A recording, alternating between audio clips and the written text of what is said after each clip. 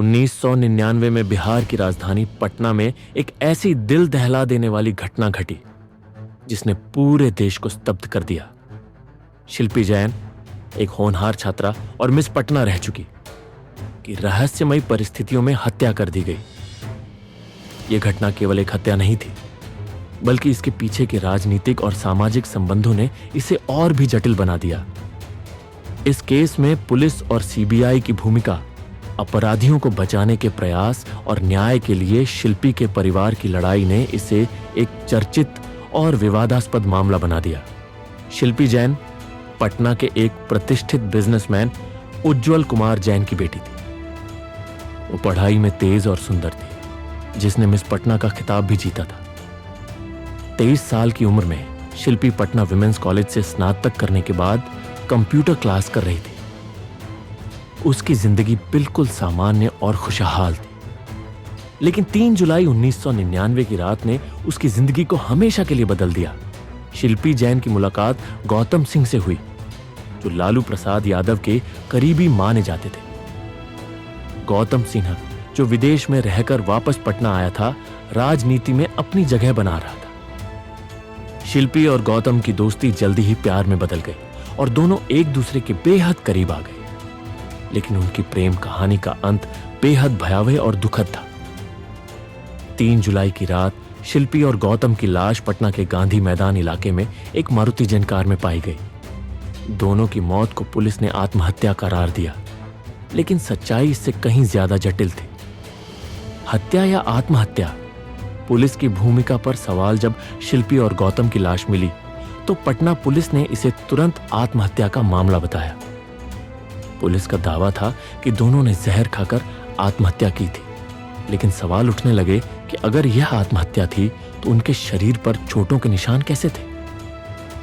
शिल्पी के शरीर पर जूते से मारने के निशान थे और गौतम की हालत भी संदिग्ध थी। इसके अलावा पुलिस ने घटनास्थल से कोई ठोस सबूत इकट्ठा नहीं किया। गाड़ी को बिना किसी जांच के सीधे थाने ले जाया गया, जिससे महत्वपूर्ण फिंगरप्रिंट्स और सबूत मिट गए। इतना ही नहीं, पुलिस ने पोस्टमार्टम रिपोर्ट आने से पहले ही दोनों की मौत को आत्महत्या घोषित कर दिया, जो अपने आप में एक बड़ी लापरवाही थी। यह सब देखकर शिल्पी के परिवार ने पुलिस पर आरोप लगाया कि वह अपराधियों को बचाने का काम कर रही है। इस मामले में सबसे बड़ा मोड़ तब आया जब शिल्पी जैन के साथ जुड़े नामों में साधु यादव का नाम सामने आया। साधु यादव, जो लालू प्रसाद यादव के साले थे और उस समय बिहार की सत्ता में काफी प्रभावशाली थे, पर इस केस में संलिप्तता के आरोप लगे। चर्चा थी कि शिल्पी जैन की हत्या में साधु यादव का हाथ था और पुलिस उनकी सुरक्षा के लिए मामले को दबाने का प्रयास कर रही थी। साधु यादव का नाम सामने आने के बाद पूरे मामले ने राजनीतिक रंग ले लिया। शिल्पी और गौतम की मौत को आत्महत्या बताने वाली पुलिस की थ्योरी पर सवाल खड़े होने लगे। जनता और मीडिया ने इस बात पर जोर दिया कि पुलिस राजनीतिक दबाव में आकर सही जांच नहीं कर रही है। साधु यादव के डीएनए सैंपल की मांग की गई, लेकिन उन्होंने इसे देने से मना कर दिया और सीबीआई ने भी इस दिशा में आगे कोई कार्रवाई नहीं की, जिससे मामला और पेचीदा हो गया। जब जनता और विपक्ष का दबाव बढ़ा, तब बिहार की तत्कालीन मुख्यमंत्री राबड़ी देवी ने मामले की जांच सीबीआई को सौंप दी। सीबीआई ने मामले की जांच शुरू की और शिल्पी जैन के शव से मिले साक्ष्यों को हैदराबाद की फोरेंसिक लैब में भेजा। लैब की रिपोर्ट में यह खुलासा हुआ कि शिल्पी के साथ 1 से अधिक लोगों ने बलात्कार किया था, क्योंकि उसके शरीर पर कई लोगों के डीएनए के निशान पाए गए थे।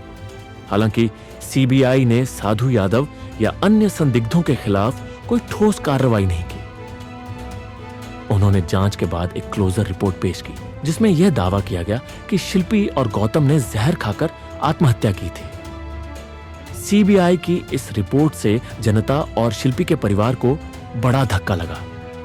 उन्होंने सीबीआई पर आरोप लगाया कि उसने राजनीतिक दबाव में आकर सच्चाई को छुपाया और अपराधियों को बचाने का काम किया। शिल्पी जैन हत्याकांड आज भी बिहार के सबसे विवादित और रहस्यमयी मामलों में से एक है। पुलिस और सीबीआई की जांच के बावजूद इस केस से जुड़े कई सवाल आज भी अनुत्तरित हैं। अगर शिल्पी और गौतम ने आत्महत्या की थी तो उनके शरीर पर चोटों के निशान कैसे आए? क्यों साधु यादव ने डीएनए सैंपल देने से मना किया और सीबीआई ने इस पर कोई कानूनी कार्रवाई क्यों नहीं की? शिल्पी के परिवार ने न्याय की मांग की, लेकिन उनकी आवाज को अनसुना कर दिया गया। यह मामला बिहार में राजनीतिक दबाव, भ्रष्टाचार और पुलिस की लापरवाही का एक काला अध्याय है। शिल्पी जैन और गौतम सिंह की मौत एक रहस्य बनकर रह गई और इस मामले से जुड़े लोग आज भी आजाद घूम रहे हैं। शायद इस केस की सच्चाई कभी सामने ना पाए, लेकिन यह घटना न्याय और पारदर्शिता की मांग करती है।